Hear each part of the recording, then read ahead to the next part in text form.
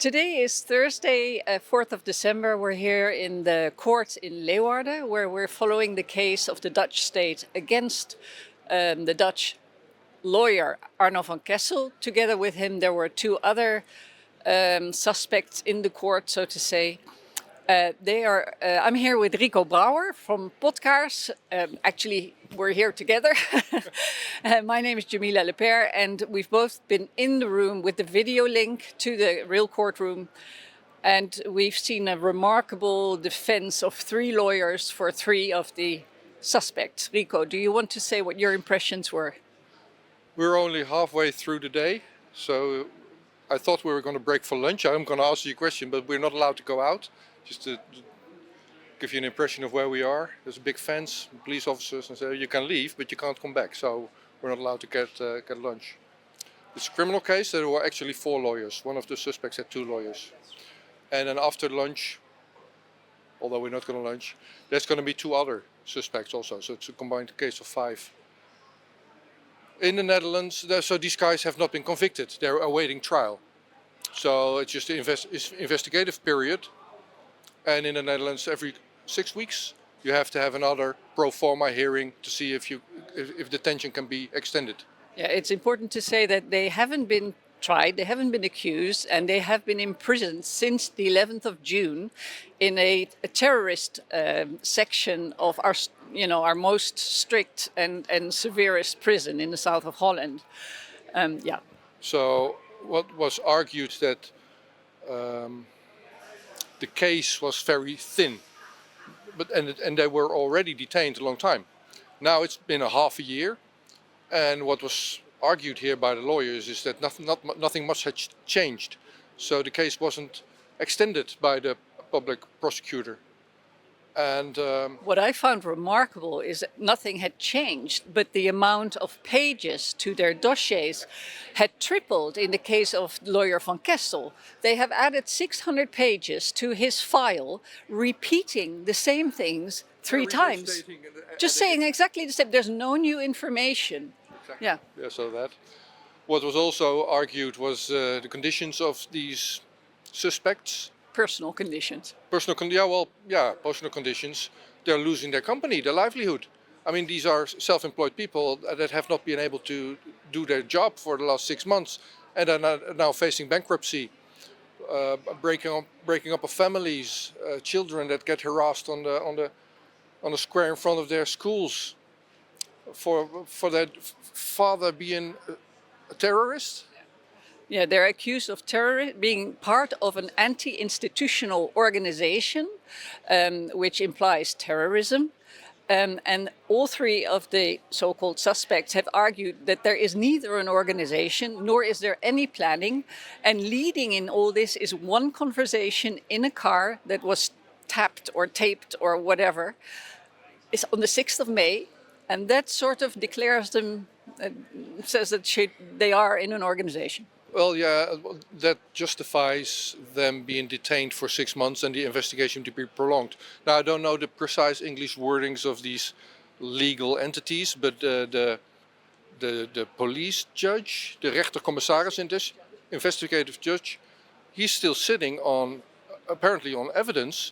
And the public prosecutor that's making the case here that these guys need to be detained for another 6 weeks says, yeah, we've only recently gotten some of the information to base our case on. So we need more time, at least 6 weeks more. But then there's good news. In another 3 months, we'll probably have the case finished. So in 3 months, we might finally start prosecuting these people. Another 3 months on a very thin case. And in the case of one of these suspects, it was argued that there is nothing. He was in the car. So yes, admittedly, he was in the car, but he didn't say anything wrong in that car. So why is he being detained? He's losing and by the way, he's losing his job. His company is going bankrupt, and he's losing his family. The other very...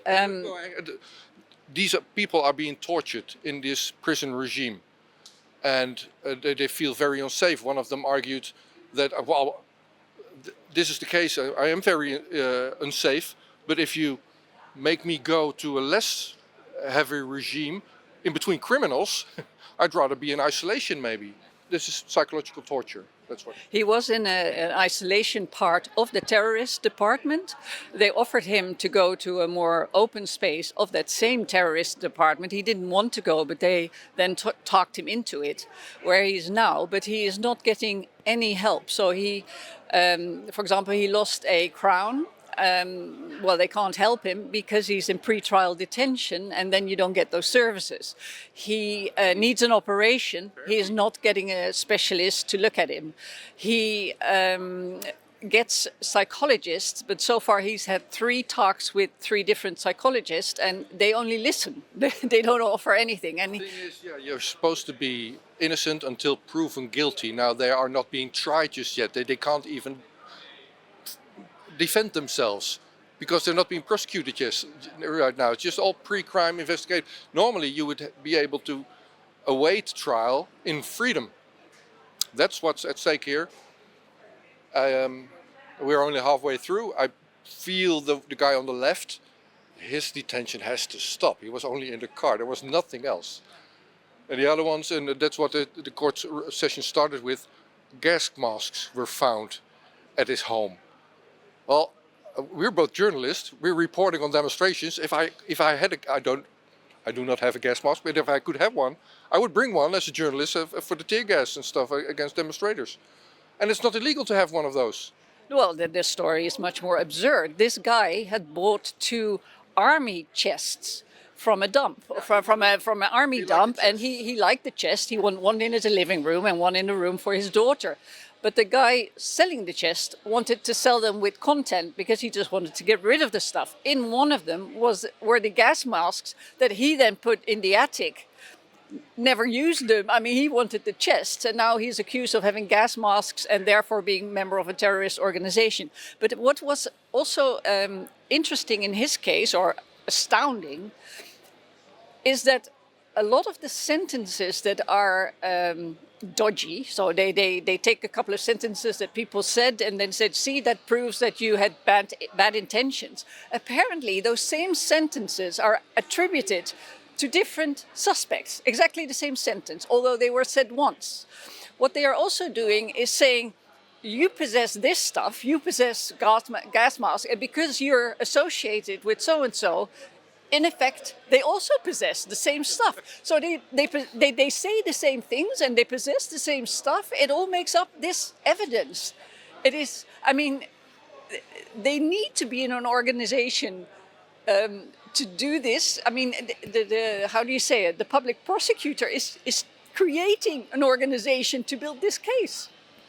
That's what's, for us as journalists, for me as journalist, makes this case interesting. What you see here, and I feel for these suspects. I mean, these are heartbreaking stories. But as a journalist, it's interesting to see the fear apparently in the Dutch state for people who are thinking for themselves. There is no case, but they dare not release them.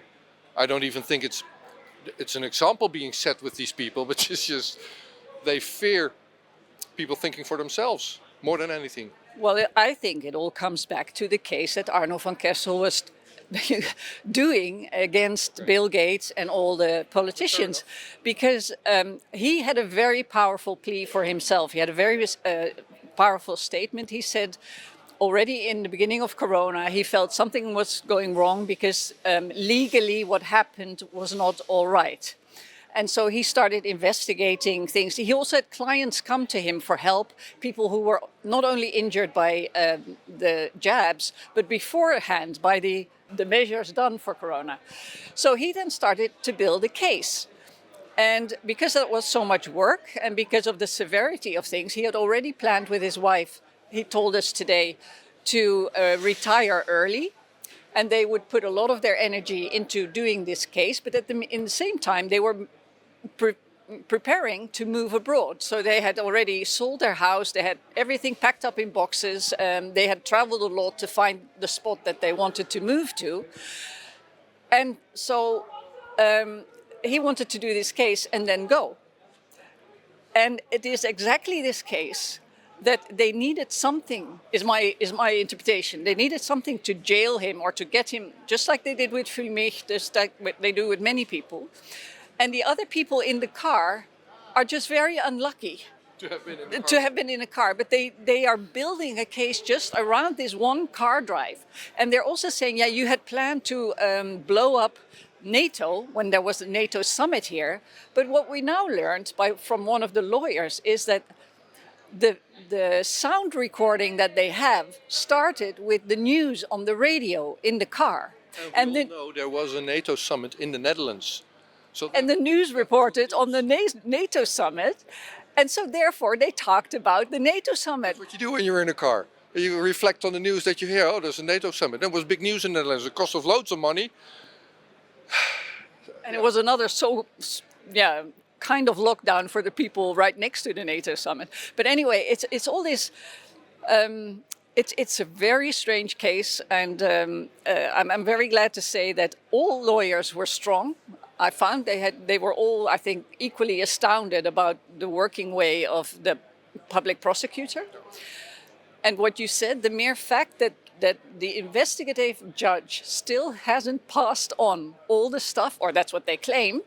So not only can you not defend yourself, I mean, you're not being tried just yet, you cannot even make, you don't see the files. One of the lawyers said, well, it's going to be a year. And then the public prosecutor said, well, no, you're exaggerating. It's not a year. Well, yes, it is a year. It's going to take a year at least before you're convicted. Yeah. And that's the problem. The crime that they're possibly accused of, once the case has been made by the public prosecutors, has a maximum penalty of 12 years. Now the case has thinned.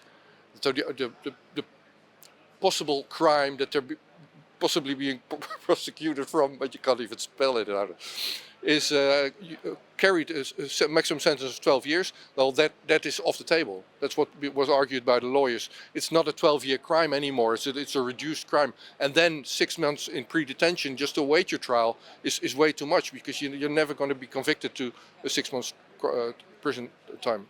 And the one guy who was only in the car, that was his biggest crime, he's in prison for half a year, whereas if he were to be found guilty of what they accuse him of, he would only have community service, or at the most 4 weeks in prison. So it's really sour. Yeah, for us it's sour that we're not allowed to film inside. I was allowed to bring this camera, so we're on the square in front of the courtroom. Bring my camera in, and we had to put it in a different room and all that, but we're not allowed to film these court sessions, so that's frustrating for us. We used to do that for dozens of court cases. To my understanding, there was no other journalistic outlet in the Netherlands that requested film permission. Could be wrong there, but at least the local broadcasting company of where we are here in Leeuwarden didn't request it. There are some writing journalists, so there is some mainstream attention. Everybody had to register, though court system in the Netherlands, it's open, it's public, right? Just like it should be. Yeah, I think that's an important point to point out. Beforehand, it was said that whoever wanted to attend the hearing had to register with them. So you have to give your name and details. Prove your ID. Then we come here, you have to show your passport or ID, and you get a little thing. And then you're, according to the color of your wristband, you're divided over whether you see the video or the real thing, and whether you're press. And so anonymity, and to be anonymous here is impossible. And also they only had 60 seats, they said, available for the audience. In all fairness, if you review your report of the hearing 6 weeks ago, there was some kind of chaos here. There's very much public attention, and not everybody was allowed in. I could get in.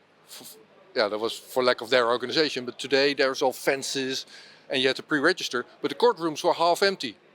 There must have been 40 seats open. So I don't know if people. But we do live in 2025, so they could have provided a live stream, but they didn't do that either. No, no, exactly. So. The one funny anecdote was that Arno van Kessel, he had his declaration, whatever he wanted to read out, and the judge asked him, do you have any copies for me? And Arno van Kessel very politely said, I'm very sorry, Your Honor, but I don't have a printer in my cell at the moment, so I have to just read it out. And then he and his lawyer, they had very powerful speeches, and the audience wanted to clap, And the judge then said, no, no, no, no clapping here. This is not a theater. In the breakout room, the people were applauding that, so the regime was relaxed, more relaxed there. But we're not a theater, is what the judge said. We're not a theater, you're not allowed to applaud the speech. All right, Rico, let's go find a sandwich somewhere. We can't find a sandwich here. We are not allowed to go out. We can find a bag of crisps and a cup of coffee. That's all that we have to get to. Thank you very much. It's about 6 o'clock now. We're standing outside the court in Leeuwarden. We just had 2 sessions of hearings, one in the morning with 3 suspects, one in the afternoon with 2 suspects. And then we had a sort of short late afternoon session where the judge decided whether the 5 suspects could go home while they awaited their trial. What did you make of the day? The rest of the day. Yeah. So we during lunch, that was our summary. People have just seen that. We saw the other 2 suspects. That was slightly a different case from the 3 before. But it was the same assumption of being member of the same organization, which then would be a terrorist organization, except their so-called crimes was. The question was asked, what organization then? Like the basic questions. So we're a member of a criminal organization, but that organization has not been named or identified. So what am I a member of? And there was this guy who has sold guns. And his lawyer said, yeah, okay, that was illegal, so it's okay to keep him for that. But only one was illegal. Yeah, exactly. That's the only one. No, he sold guns, but only one of the guns was illegal. Okay, I misunderstood you. And the other one did security at an event. Right, yes. So that's what he was. Yeah, the bouncer. The bouncer, yeah, exactly. And so he is now here because he was bouncer on the event, and he had some things at home, and he said, "Yeah, I'm a prepper. Yeah. I feel unsafe." And by the way, in the Netherlands currently, everybody's being informed by our government that you're supposed to prepare for massive power outages and food not being available. So that's what I do. And by the way, our Prime Minister, our former Prime Minister Mark Rutte, is actively advocating a war with Russia. So our current Prime Minister, we're tired, both of us are tired, and we're trying to recapture what was said inside. And Dick Schoof, our current Prime Minister, has said that chemical warfare might be in the air, something like that. So yeah, obviously I have a gas mask at home. Yeah, and then the verdict was said. That was the session that we just had, half-hour verdict, and it didn't match the court sessions that we had during the day. Nobody was released. No one of the 5, and it was said. Well, basically, the judge just repeated the claims or the accusations of the public prosecutor and said, "Well, we're not talking about the." The validity of this, the proof will come later. We don't know when that hearing will be, but for now the accusations still hold, which is of course they will hold because they've been written down, so they will hold until.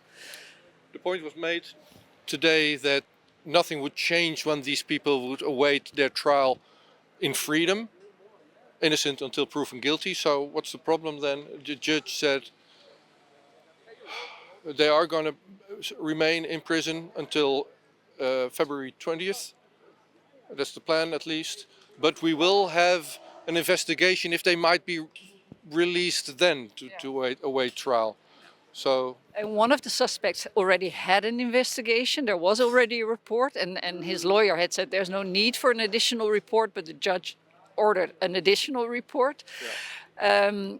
And I thought it was quite cynical that the judge said at the end, but so we don't know, we'll see if the next hearing you can go free with this electronic device on your leg and blah, blah, blah, but we can't guarantee it, but we'll keep our eye on progress. So that's it? That's we it. To go home. There's a bunch of broken families, suspects is what I'm going to say, was not taken into account. Judge didn't say anything about that. People are going bankrupt, losing their house, the livelihood, that was not mentioned. Yeah. So that's the end of that. No, that's a good point. There were quite some emotional parts in it about family members not coping, children, they themselves not coping with health, and the judge didn't react once. None of the judges asked questions about it. There was no emotion. no personal circumstances. So we get to go home. We're the lucky ones. Thank you very much, Rico Brouwer. Het gaat hier vandaag over saamhorigheid. We zien dingen Niet normaal maken, wat niet normaal. Every nation allebei in wel every region gelijk. now has a decision. Als we verder willen en ik gewoon van You think je I'm joking? land bekijk. Predator Als drones. ik daar zie wat jij ziet, You will never see it coming. respect is waar het begint. Als we Laat staan dat ik kunnen kan ingaan over vuur. wat sterker is, wint.